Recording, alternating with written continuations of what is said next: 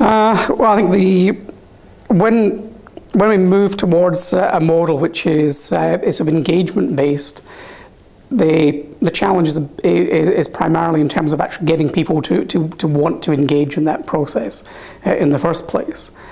The statistics that are available would suggest, with things like looking at the statistics on community fire guards, that there are many people come along for initial sessions but then fail to continue. So we need to know more about why some people discontinue their involvement in these activities. We need to develop better approaches to utilising those sort of community mechanisms and building more sort of regular interaction between sort of agencies and communities.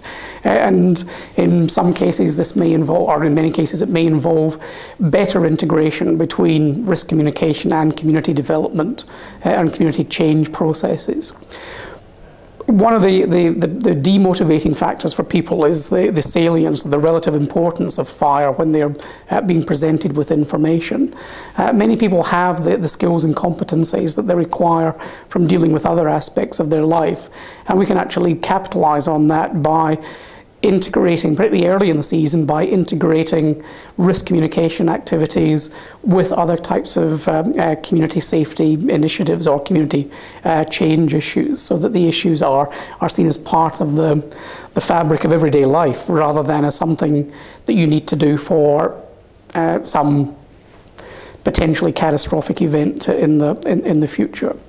So shifting the priorities, developing ways of integrating links between the community, agencies, the media, and other groups who have an interest in community safety and community development is a big ask. It was really going to be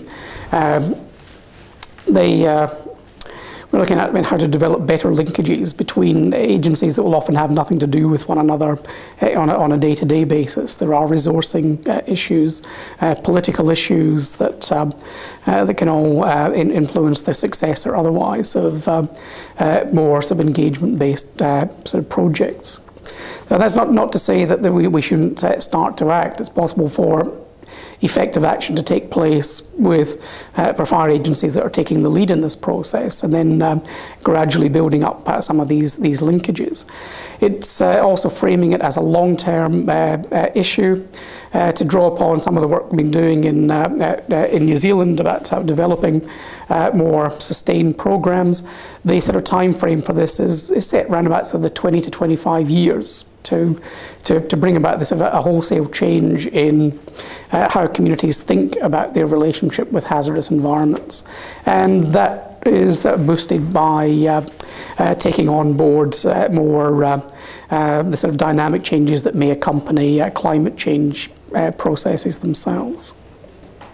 No, I think I would just sort of say that there's a lot of things that are already being done well, and I think that there's a lot of resources that are already there. In some cases, it's about thinking in different ways about how those resources might be used. So, particularly the use of volunteers, the use of the vast community knowledge that already exists, and then using that as a framework for getting the ball rolling. And then thinking about at a more strategic level, so particularly through sort of AFAC and other groups that are well placed for that sort of strategic planning, to begin to look at the kinds of interagency linkages and that may have to be developed to fully realise the potential from engagement-based strategies.